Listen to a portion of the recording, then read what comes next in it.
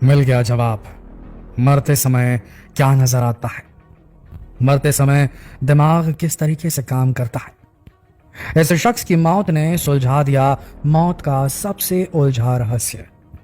मरने के बाद भी ये शख्स वैज्ञानिकों के उन सवालों के जवाब दे गया जिसे कोई वैज्ञानिक आज तक नहीं सुलझा पाया था। जो सच सामने आया वो दिल दहला देने वाला था। जी हाँ दोस्तों, उस शख्स के दिमाग की जांच से जो पता चला वो हैरान कर देने वाला था। मरते समय इंसान के दिमाग में क्या चल रहा है, उसके दिमाग में किस तरह के विचार आ रहे होते हैं, आज के वीडियो में हम इस बात पर चर्चा करने जा रहे हैं। मौत के समय इंसान के दिमाग में किस तरह के विचार चलते हैं, आज के वीडियो में हम इसी खोज पर बात करने जा रहे हैं। तो बने रहिए इस वीडियो के अंत तक।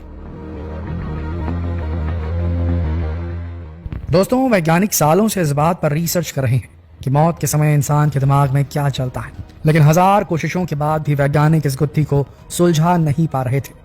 तब एक दिन अचानक कुछ ऐसा हुआ जिसने वैज्ञानिकों की रातों की नींद उड़ा दी। हुआ ये कि कनाडा के एक 87 वर्षीय व्यक्ति की ब्रेन स्कैनिंग चल रही थी। असल में उस व्यक्ति को मिर्गी के दौरे पड़ने की बीमारी थी, इसीलिए डॉक्टर उसका EEG यानी कि इलेक्ट्रोएन्सेफेलोग्राफी टेस्ट कर रहे थे, जिसमें डॉक्टर मिर्गी के पेशेंट के दिमाग की एक्टिविटीज की जांच करते हैं। जब उस व्यक्ति का टेस्ट चल रहा था तो अचानक ही उस व्यक्ति को वहीं हार्ट अटैक आ गया। उसकी उसी टेस्ट के दौरान ही मृत्यु हो गई। उसके बाद डॉक्टर्स ने सोचा कि इस व्यक्ति की मौत के पहले और बाद में उसके दिमाग की पूरी एक्टिविटी टेस्ट में रिकॉर्ड हो गई होगी। तो उस टेस्ट की रिपोर्ट से पता लगाया जा सकता है कि मरने से पहले दिमाग किस तरह से काम करता है और दिमाग में क्या विचार आते हैं। और उस व्यक्ति की रिपोर्ट देखने के बाद ये बात कंफर्म हो गई कि उसके दिमाग की पूरी एक्टिविटी टेस्ट में रिकॉर्ड हो गई थी, जो कि काफी चौंकाने वाली बात थी, क्योंकि इससे पहले कई बार मरते हुए लोगों की ब्रेन स्कैनिंग की कोशिश की गई थी, लेकिन इस काम में कभी भी सफलता नहीं मिल पाई थी। इस घटना ने वैज्ञानिकों के लिए रिसर्च की एक नई राह खोल दी। हमारे देश में अक्सर कहा जाता है कि जब इंसान मरता है तो उसके किए सभी पाप और पुण्य आंखों के सामने एकदम एक फास्ट मूवी की तरह दिखने लगते हैं, और इस एक्सपेरिमेंट से भी ये बात साबित हो गई।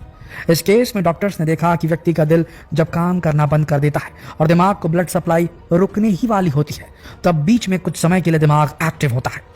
यह समय लगभग 30 सेकंड के आसपास का होता है। तो डॉक्टर्स के हिसाब से मरने से ठीक 30 सेकंड पहले और 30 सेकंड बाद दिमाग का एक खास हिस्सा बहुत ज्यादा एक्टिव हो जाता है, जिसका संबंध पुरानी यादों से होता है, मेडिटेशन से होता है। जिस एरिया की वजह से हम इंसान रात में सोते वक्त सपने देखते हैं, ये वही एरिया होता है दोस्तों, जिस ब्रेन के एरिया की मदद से रात में हम सोते वक्त सपने देखते हैं। इसीलिए डॉक्टर्स ने प्रूफ किया कि शायद मरने से पहले व्यक्ति अपने पूरे जीवन को रिकॉल करता है। अब डॉक्टर्स के सामने चुनौती ये थी कि अपनी इस रिसर्च को सबूत के साथ प्रूफ करें, क्योंकि यह अपनी तरह का पहला केस था। इसलिए डॉक्टर्स ने टेस्ट के सभी रिजल्ट को 2016 से लेकर 2022 तक लगातार स्टडी किया और उसके बाद अपना रिजल्ट पेश किया। इसके लिए उन्होंने लोगों से भी बात की जो कि किसी तरह मौत को चकमा देकर वापस आए थे, यानी कि मौत के करीब पहुंचकर किसी कारण से उनकी जान बच गई थी, और यहां भी उनको वही रिजल्ट मिला। सभी पेशेंट ने यही बताया कि जब उन्हें अपनी मौत नजदीक नजर आ रही थी तब उनके दिमाग में उनके बचपन से लेकर अब तक की सारी बातें घूम रही थी। ऐसा लग रहा था जैसे कि वो फ्लैशबैक में अपना पूरा जीवन काल देख रहे थे। इसके अलावा मौत के नजदीक जा रहे पेशेंट के दिमाग का EEG टेस्ट भी किया गया। दोस्तों, EEG टेस्ट वो टेस्ट होता है जिसमें डॉक्टर इंसान के दिमाग में चल रही इलेक्ट्रिकल एक्टिविटी को मॉनिटर करते हैं। इस टेस्ट के लिए 256 इलेक्ट्रोड्स को पेशेंट के सर के ऊपर स्पेसिफिक जगहों पर लगाया जाता है, और ये इलेक्ट्रोड्स सेल से प्रोड्यूस होने वाले इलेक्ट्रिक चार्जेस की पहचान करते हैं और फिर उन्हें कंप्यूटर पर दर्शाते हैं। लेकिन अब आपके दिमाग में सवाल जरूर आ रहा होगा कि इस रिजल्ट को देखकर डॉक्टर ये कैसे जान पाते हैं कि उस समय इंसान के दिमाग में किस तरह के ख्याल चल रहे हैं। तो ये जानने से पहले हमें ब्रेन एक्टिविटी को अच्छी तरह से समझना होगा। दोस्तों, असल में हमारा दिमाग 86 बिलियन न्यूरॉन सेल से मिलकर बना होता है।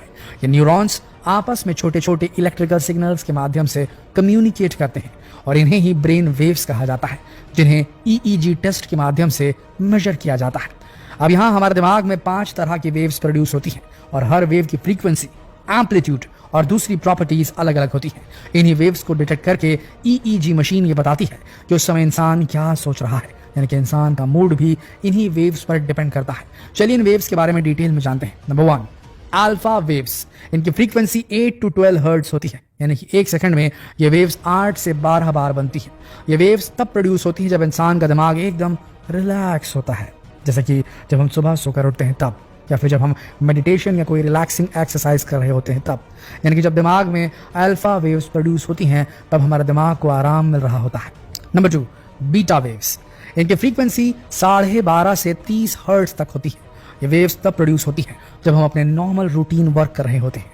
ये वेव्स तब भी प्रोड्यूस होती हैं जब इंसान कुछ सोच विचार करता है या किसी खास चीज पर काफी ध्यान से सोच रहा होता है। Number 3, delta waves. इनकी फ्रीक्वेंसी 0.5 से लेकर के 4 हर्ट्ज तक होती है, जो कि काफी कम होती है। ये वेव्स तब प्रोड्यूस होती है जब इंसान गहरी नींद में होता है। इस शरीर में ग्रोथ हार्मोन जैसे कई हार्मोन्स को प्रोड्यूस करने के लिए जिम्मेदार है। बच्चों में ये वेव्स सबसे ज्यादा पाई जाती है। Number 4, theta waves. इनकी फ्रीक्वेंसी 4 से 7 हर्ट्ज होती है और ये तब प्रोड्यूस होती हैं जब इंसान किसी चीज को याद करने की कोशिश करता है, यानी कि जब आप अपने स्कूल या कॉलेज के नोट्स याद कर रहे होते हैं। Number 5, gamma waves. इनकी फ्रीक्वेंसी 25 से 120 हर्ट्ज तक होती है और सभी ब्रेन वेव्स में इनकी फ्रीक्वेंसी सबसे ज्यादा होती है। ये वेव्स तब प्रोड्यूस होती है जब इंसान बहुत ज्यादा एक्टिव होता है और किसी बहुत ही मुश्किल और दिमाग लगाने वाले काम को कर रहा होता है।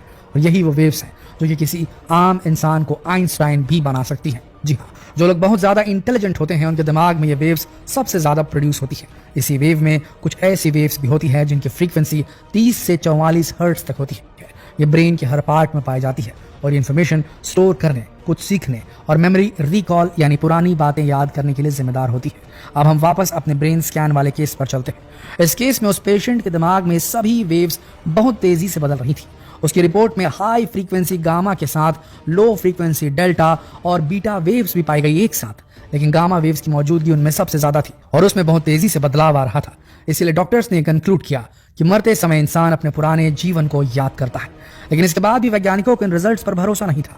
इसीलिए उन्होंने चूहों के ऊपर कुछ टेस्ट परफॉर्म किया और देखा कि मरते वक्त चूहों के दिमाग में गामा ब्रेन वेव्स का लेवल बढ़ रहा था। इससे पहले बहुत लोगों को लगता था कि मौत के दौरान ब्रेन एक्टिविटी कम हो जाती है, लेकिन इस स्टडी ने बिल्कुल इसका उल्टा साबित कर दिया। तो दोस्तों, अब तो विज्ञान ने भी साबित कर दिया है कि मरने से पहले इंसान अपने अच्छे और बुरे कर्मों को याद करता है। तो अगर आपने अच्छे कर्म किए होंगे तो मरते वक्त आपको अच्छे कर्म याद आएंगे, वरना आप अपने अंतिम समय में भी अपने बुरे कर्मों को देखकर दुखी होंगे। तो क्या आप इस दुनिया से अपने बुरे कर्मों की यादें लेकर जाना चाहेंगे?